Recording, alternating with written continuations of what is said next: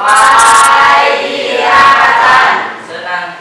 ขอบใจอาจารย์วันนี้พวกน้องฮูบอกว่าจะมีนักเรียนแลกเปลี่ยนมาจากประเทศจีนฮูบอกคือสิมีไปฮูเนาะคนที่แม่นรอลายเนาะเพิ่นจะมาแลกเปลี่ยนประสบการณ์เดือนนึง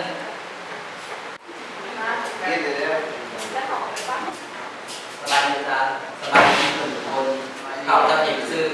เรียนเป็นนักเรียนแลกเปลี่ยนมาจากประเทศจีนจังใดก็ขอฝากลุงน้องๆลุงแนะนำเพื่อนจะถามว่ามีบทเรียนใหม่ๆบ่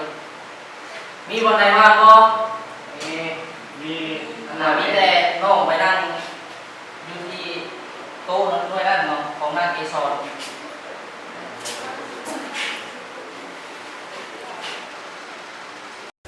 สำหรับวันนี้กับมีอย่างไรน้องมีแต่อาจารย์ซีมอบเวียกบ้านให้ไปถ่ายสถานที่ต่างๆอยู่ในแขวงสรเขตเขาเช่นว่าพระธาตุห้างก็หรือว่าสวนทานนุฮักมีแต่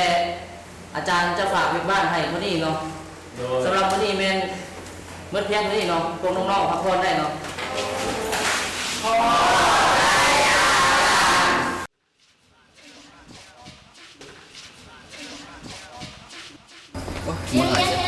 ยุก่อน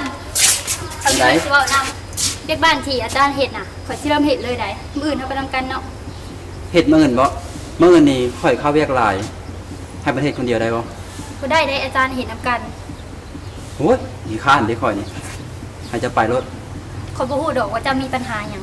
แต่ถ้าเจ้าบ่ส่งคะแนนเจ้าก็จะตกแล้วเจ้าจะมานี่เพื่อหยัง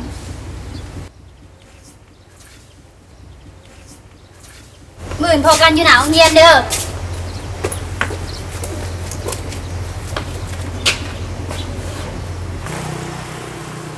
มาซ่าแท้สวยเลยนี่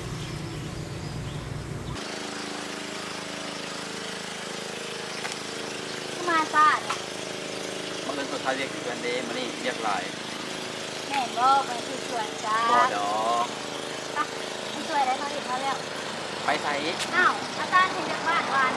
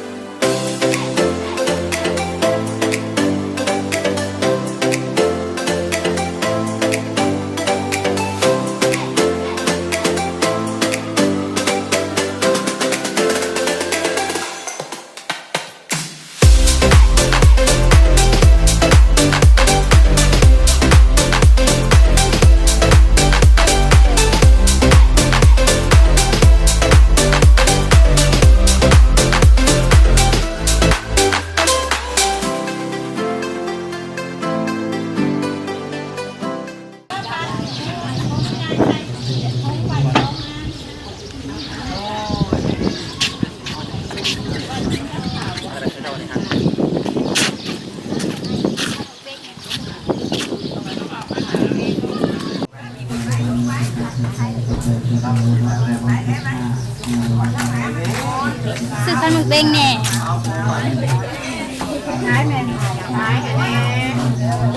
คู่อะไรเอา2คู่สิซื้อเป็นยังคันเบงนี่บ่เอาก็ซื้อแหละเนาะมันเป็นฮิตของประเพณีของเราเฮา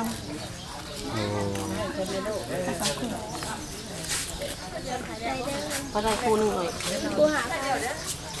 ให้คู่นึง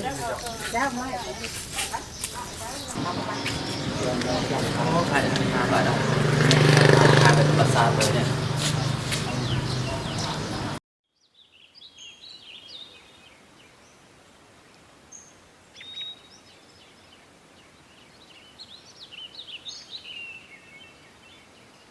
เกสรส าพวกเราจะข่อยฟังในบ่เกี่ยวกับประวัติย่อของพระธาตุอิงหัง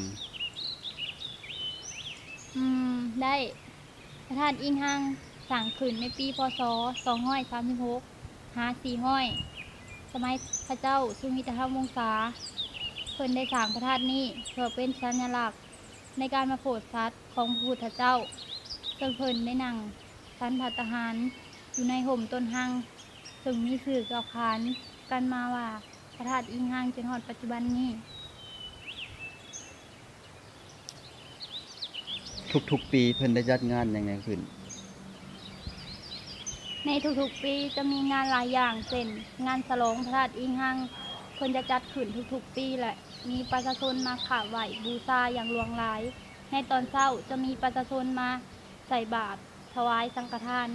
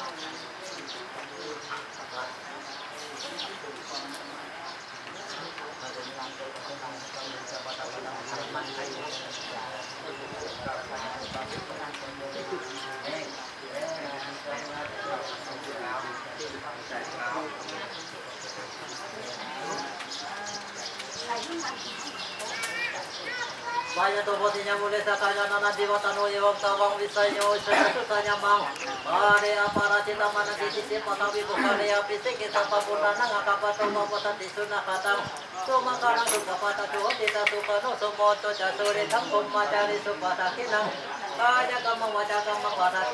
kinang manu kama pani citi pata kina dikatawa. Nara pantati pata kini.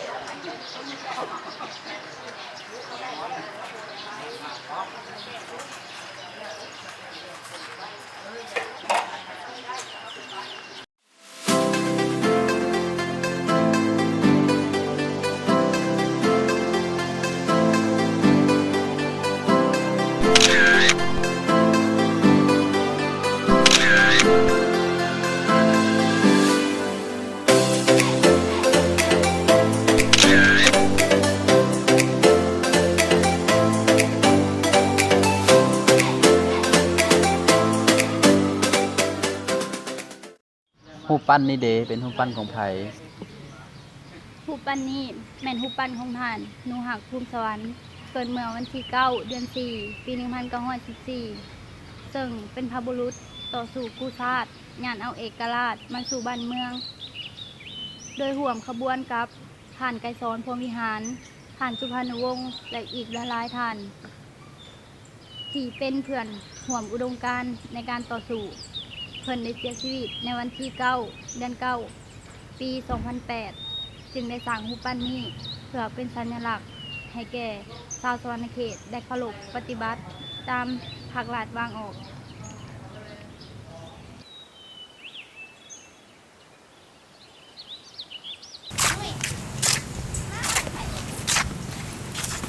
โอ้ยมื้อนี้รู้สึกเมื่อยหลายเนาะมื้อนี้เนาะ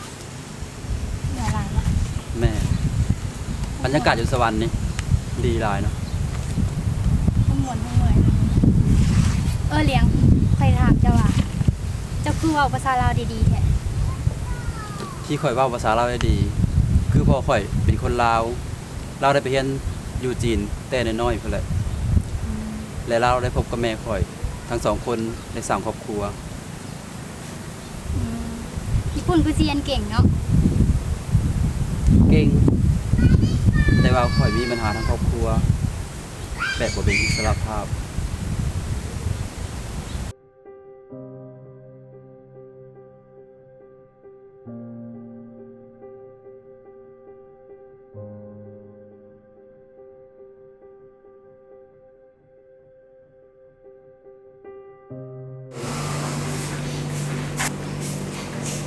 ฉันรู้พองข่อยอาการเป็นแบบใด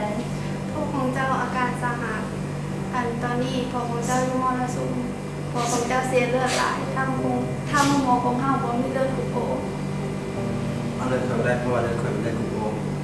ส่ว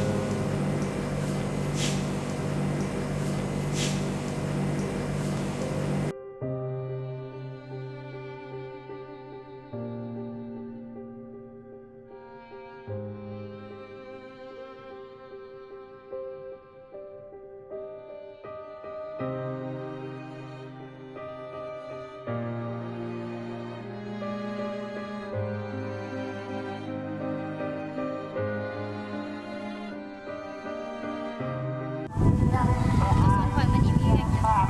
ง เวลามันก็ผ่านไปพอสมควรวันนี้ข่อยจะได้กลับต่างประเทศป้าได้หลาย ก็ไว้แต่ บ่ไหวดอกเพราะเป็นกำ